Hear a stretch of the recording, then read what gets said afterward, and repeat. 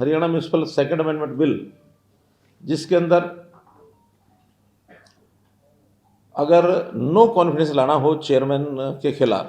क्योंकि हमने इसमें इलेक्शन चेयरमैन का और मेयर का ये डायरेक्ट इलेक्शन किया है, लेकिन अभी तक उसमें नो कॉन्फिडेंस का प्रावधान नहीं दिया गया था। अब कह दें कि वो गलती से ही छूट गया, वास्तव में कोई उसकी इंटेंशन नहीं थी उसको छोड़ने की, लेकिन जब कोर्ट में केस चला गया तब ध्यान में आया, तो फिर हमने उसमें नो कॉन्फिडेंस का प्रावधान किया है कि 50% पार्षद नोटिस दें, और फिर अगर वो नोटिस आता है तो उसको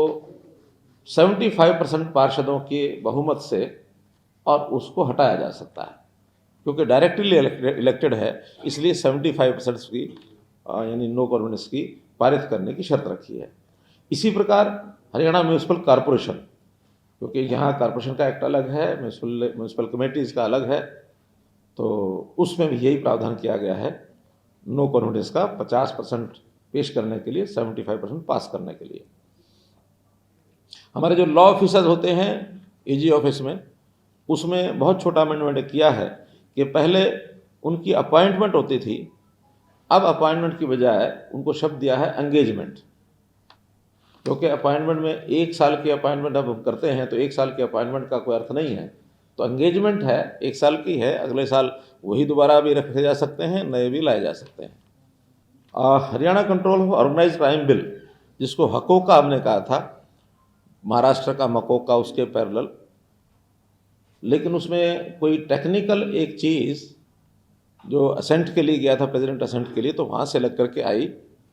उस टेक्निकल एक चीज़ को ठीक करने के लिए उसको विड्रा करके नया बिल लाए हैं। टेक्निकल इतनी थी कि जो इस प्रकार के ऑर्गेनाइज क्राइम के लोग थे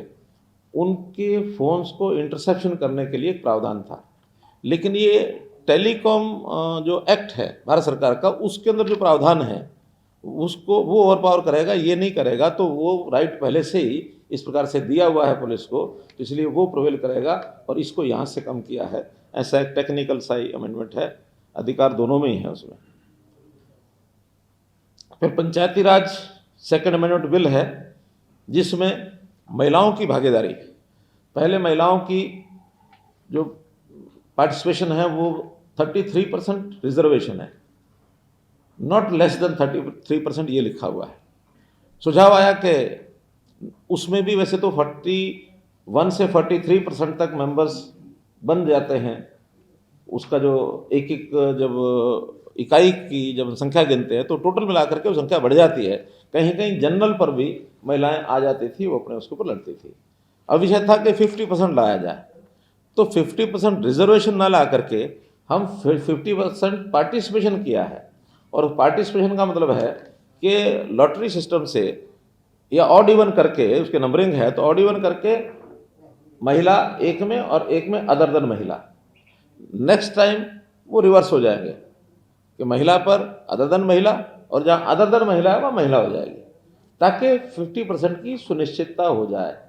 तो ये प्रयोग हरियाणा में हम पहली बार कर रहे हैं, यानी किसी भी प्रदेश में अभी ये इस प्रकार का प्रावधान नहीं है, हमने सुनिश्चित किया है 50% पार्टिसिपेशन। अदरवाइज जहाँ कहीं 50% रिजर्वेशन किया गया है वहाँ महिलाओं की संख्या 60-65% हो जाती है, तो ये फिर दूसरी तरफ लिंग असमानता हो जाती है।